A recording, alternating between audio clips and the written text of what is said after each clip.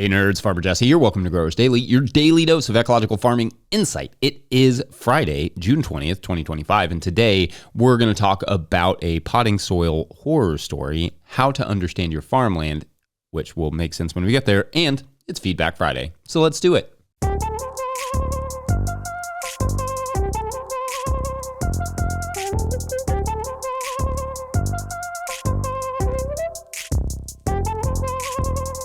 All right. Happy Friday, y'all. We've conquered yet another week. Pat yourselves on the back, just, gently.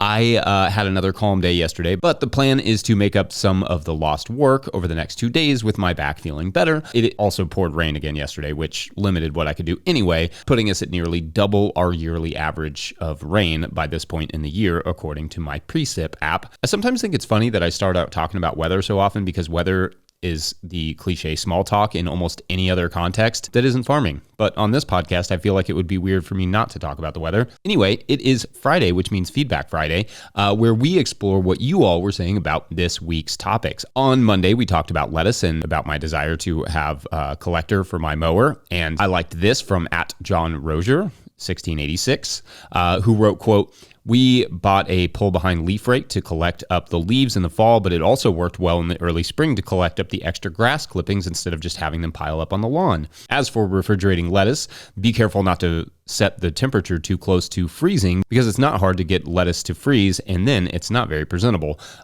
Thanks and keep up the good work with these videos/podcast," end quote. Indeed, both of these are good additions. For the lettuce point, this is a good note. We always even make sure it is any lettuce bags, if we're taking them to market in the cooler, are separated from the frozen water bottles that we use to cool down those coolers, because if it touches at all on those frozen water bottles, it will freeze the lettuce leaves and they will blacken. And like John said, it's not very presentable in that way. And I also liked this from @FireDogs, who wrote, quote, "My grass collector has been a back saver. We have been thinking of a mini baler for our walk behind, but I'm having a hard time justifying prices," end quote. I mean, truly, a grass collector can be a couple to a few $1,000s and come with its own headaches for sure. But those walk behind balers with a rake are like $10,000 to $12,000 for the entire setup, not including the tractor itself.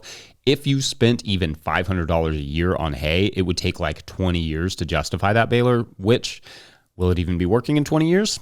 I don't know. So yeah, cool, but maybe not for, businesses wanting to survive or just like regular people.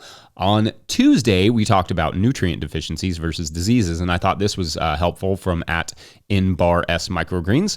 Quote, "A couple of thoughts about nutrient deficiencies. In addition to colors of leaf tips or veination, be aware of where deficiencies are occurring. Is it on new growth, old growth? Because you may be looking at old leaves that are getting shaded out, or plants often shed other leaves first, so you may see them yellow, but your growing tip growth is still rocking along. But some deficiencies can be seen in old growth first." Also about blossom end rot, it's related to nutrient availability. I've seen blossom end rot in soils chock full of calcium, pun intended, but because of things like pH and nutrient composition, the calcium is bound up and not plant available, end quote. Indeed, that is a good clarification about blossom end rot, and honestly, that goes for a lot of deficiencies. It isn't generally that the nutrient isn't present necessarily, it's that it isn't available for one reason or another, which often has to do with biology, but it can have to do with a lack of moisture or an excess of moisture or lots of other things. I also talked that day about the government's proposal in the new tax bill to sell land out west to housing developers, and there are many good comments about that in the thread. It should be said, we, the public, own a lot of land that is not being managed very well. That's a thing. That is like actually a thing. And it can be frustrating to the people who live in those areas for access and also for fire risks and all sorts of things. But selling it to housing developers isn't the solution either, which it seems like most people agree with that. These lands do need to be managed for sure. They need to be managed for fire control. They need to be managed for ecological abundance and protection. That could mean leases to farmers for grazing, or leases to agroforestry projects, or researchers or whatever. It could mean many different things, but what it can't mean is losing public lands permanently to real estate development.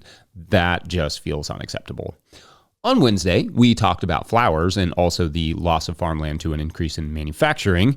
And I liked this from Patreon member Miriam Cantaloupe, which is a very fun name to say, Miriam, who wrote, quote, "Hi, Jesse. I was really interested in today's show. I help manage a very large urban community garden in D.C., and our board was just brainstorming ways to encourage our gardeners to encourage more diversity, especially flowering plants. So the episode was timely for me, and I appreciate your perspective as a larger scale grower.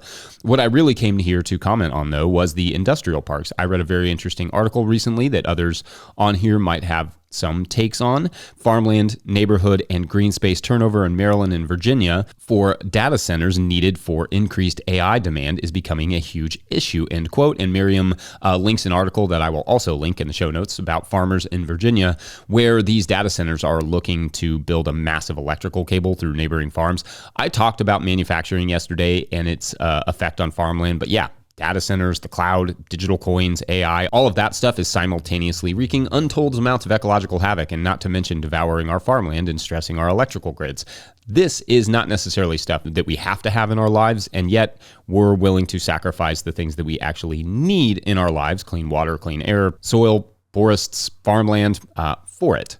It's a catastrophic bummer, and there is no political will to stop it. More frustratingly, I guess, it feels like the exact opposite of that. The political will is the winds that are blowing these things into our lives.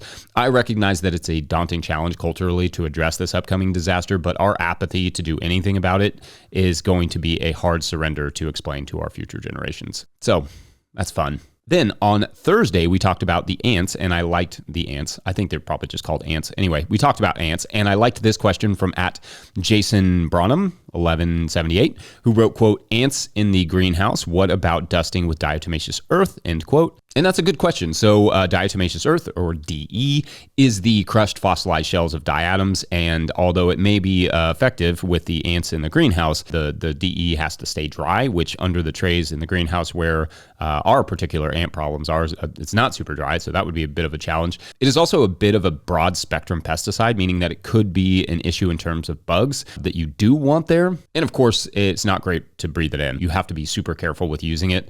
I'm not hyper against DE necessarily, and it may work for ants in drier situations. I would just be cautious using it inside and wear a mask, and also, don't use it around other insects that you actually do want. And thanks for all the comments on the back pain. I actually have had a pretty good run without a ton of back pain in the last 6 or 8 months, but I've gotten out of the habit of, because of time, lack of time really, of stretching properly and exercising properly to strengthen my core. So lesson learned there. As always, thank you all for the great conversations and comments. You all absolutely rock. Anyway, we're going to take a quick break, and when we return, a potting soil nightmare. Why not? BRB. Today's episode is brought to you by FarmRaise.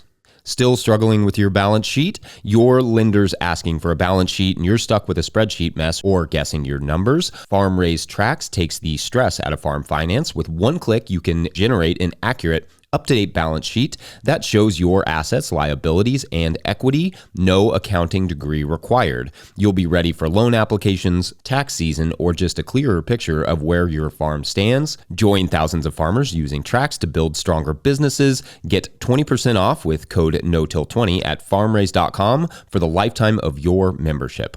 All right, back to the show.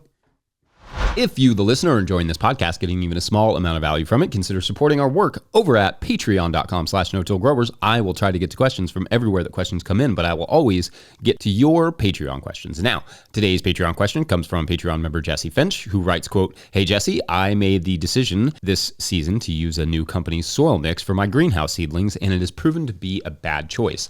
Not only was it chock full of annual and perennial weed seeds, yikes, but once germinated, the growth rate is glacial. In my zone and context, I won't be planting outside for another few weeks, but I have to admit I'm in trouble. I'm hoping with some fish hydrolysate their growth rate will pick up, but I can't afford to purchase starts off farm. What would a response to a situation like this look like? Do you have a contingency plan in place when trying a new soil mix on your farm? Your thoughts and prayers are appreciated." End quote.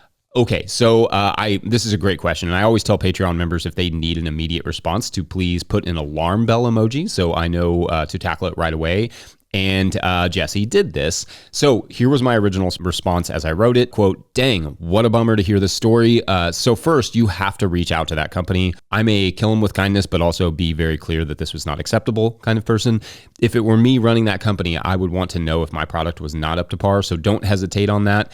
If they are professionals, they will make it right. The weed seed in particular is just not okay for soil mix. As for trying a new soil mix, I would suggest starting small with a demo and grow those plants against another box store brand, or I'm adding right now, another brand that you trust. Also, talk with other growers in the area and see what they are using. I can address this more in the show later, but for now, I think that fish hydrolysate should help, end quote. And Jesse wrote back that and said that the company's response was, this is expected with living soil mixes, referring to the seeds and the slow growth, I guess, and that Jesse's seeds shouldn't have any trouble, which is a wild thing to tell a customer. Now, there are scenarios where a litigious grower could have a legal case against this company. So if I'm a company who is just starting out in the potting soil mix business, I'm going to be very cautious about these issues and handle them thoroughly, generously, and thoughtfully. Now, of course, maybe the mix was contaminated at some point in Jesse's possession, but that's relatively easy to prove as the company with a small sample and growing some seedlings out. Also, I wonder about the fertility issue. A good soil mix from a professional compost company should not have weed seeds, but also not fertility issues. These issues could be because of poor compost is being used. It could be because there's little to no supplemental nutrients. It could also be because this is a new company using box store peat moss, which is not the same as commercial grade peat moss that professional mixes are made with. The box store stuff can cause anaerobic pockets. Whatever the reason, that company needs to make it right. Word of mouth is how these companies get their first sales often. So first impressions mean almost everything. This goes for any company. Build a small amount of screw up loss into your startup budget and capital. Make it up to those first customers who take the chance on you, and they will appreciate that and tell their friends. That's customer service 101. On the customer side, definitely start small and have a backup plan. Like I told Jesse here, start with a small demo or side by side with something like soil mix just to make sure it's even going to work for you. Then, if there is a problem, let them know about it. Give them the details of your production, send them pictures, try to be helpful because it could be a good partnership down the line, but also just be clear of this wasn't adequate for us. So we'd appreciate either a new mix or a refund, whatever. That can be hard to do, but you also don't get what you don't ask for. Communication also gives them the opportunity to show you what kind of business they are or they're planning to run, and may save you time and money down the line knowing whether they are the type of folks that you do or don't want to deal with. In this case, they made a multi-level mistake here by not making it right. Jesse is not likely to support them again, nor will anyone who asks Jesse where they got their soil mix. So anyway, don't be that company, no matter what company you are. Growers especially, we like to talk and word spreads fast, so keep that in mind. All right, it's break time, and when we come back, how to listen to your farm. Be right back. Today's episode is brought to you by Farmhand. If you're listening to this, you probably found 5 rare minutes to breathe, but what got pushed back further down the to-do list to make that happen? If it's your CSA newsletter, you're not alone. Farmhand's new newsletter builder was made for busy farmers. It automates weekly emails, drives add-on sales, and makes it easy to keep your customers in the loop without spending hours behind a screen. It launches this summer, but our listeners can request early access now. Visit farmhand.partners/no-till. That's farmhand.partners/no-till. All right, back to the show. Okay, I came up with this the other day when there was a small group of beginning farmers here from the University of Kentucky, go Cats, and we were talking about different contexts. I think I was specifically talking about evaluating each bed in terms of compaction and how to prepare that bed for planting and how the preparation isn't always exactly the same every time, but the evaluation itself is. Sometimes I may or may not have to broad fork. Sometimes I may have to rake the bed to get it ready. And other times I can just dig a hole and shove a plant in there. It's the evaluation more so than the actual preparation that I've standardized. And because I haven't made a soccer analogy on here in a while, I don't think I have at least, let's fix that real quick. If you were to coach a team of players, you may come in with your own ideas of how you want them to play, the formation, the style of play, all that stuff. But the reality is that if you do not evaluate each player's skill sets first, all you may be doing is setting the team up for failure if they don't fit that specific system. In other words, it's hard to force a tactical philosophy onto a team. The team makeup must determine the tactics. This same idea applies to soil. So we all have these ideas about using certain levels of tillage or no tillage, compost mulches or cover crops, whatever, broad forking or never disturbing. But if your soil needs something in particular that you are not giving it, the crop will fail. I have discussed how to evaluate your soil before, probably, but let's just take the example I was discussing that day as an example of what this looks like. I had mowed a cover crop back in April, and it had been covered since that time with a tarp. The cover crop residue was all but broken down when I pulled it back to show them to it, presumably from the consistent warmth and moisture we've had. So there's very little in the way of a mulch. How then am I going to proceed? Well, first, I'm going to go through and check the compaction. If I have to broad fork, I may go ahead and do that. Rake the bed and then plant whatever I'm going to plant. Or I will check and see if there are weeds coming through, like spindly little grasses that are still vaguely alive. And if so, I may lightly cultivate the surface, rake, and then plant. What crop is going in will have some say in how I do this. Like I may not need to rake if I'm planting tomatoes, but I will likely want to add some compost at the base of every planting hole just to ensure they have the adequate amount of fertility to get started. Though, of course, not too much because tomatoes can be easily over-fertilized. Just a nice little handful in each hole. Or if it's lettuce, I may cultivate the surface and rake it clean to ensure no weeds, but also an easy planting surface. If it's carrots, I may need to get the entire bed or beds ready, amended, then broad forked, then raked clean, and then not plant it at all, but rather add the tarp back over top to germinate any residual weed seeds. Then maybe if I sow a few days later, flame weed a few days after that, and then have the carrots grow up into a nice clean bed. Or perhaps I just add a light compost mulch if I have the material and trust that it doesn't have much in the way of weed seeds. I'll add that over top of the bed, then I go ahead and sow those carrots. In other words, I evaluate first and then act second based on the bed's conditions and the crop going in. For me, it's not as helpful to force ideals on the land. I need the land to tell me what is ideal. In fact, in that way, especially when you're starting on a new property, it's important to have a system for evaluating the land and conditions, almost more so than it is to have a system for farming that land that you want to use going in, because the two may not jive. I say this often, but the farm we used to grow on had amazing soil. It was a little rocky and it was a little windy up there, but the soil was really nice. It drained really well. The stuff grew faster and the amount of sunlight it got was amazing. This new farm, however, drains poorly. The stuff grows slower. The soil is really thick. It's really, really compacted in spots. It is less exposed to the wind, however, which makes certain things easier. Those two farms are not like hours apart or in different parts of the state or in different states. I could be at that other farm in roughly 15 minutes from right now.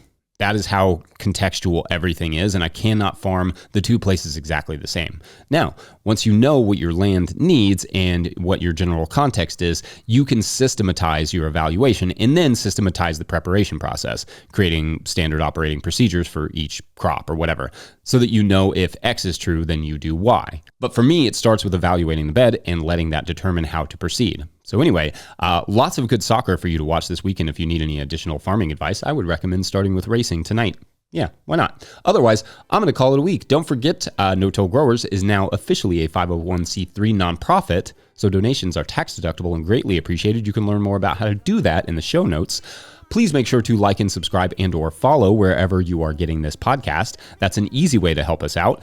Enormous thank you to all of our show sponsors. And if you'd ever like to sponsor the show, you can reach out to Farmer Michelle at no-tillgrowers.com. Huge shouts to Willie Breeding for the theme music, Mike Hilbert for the production help and editing, and the team at No-Till Growers for their support. Also, shouts to Epidemic Sound for the background music that you can hear. I can't hear it, but you can.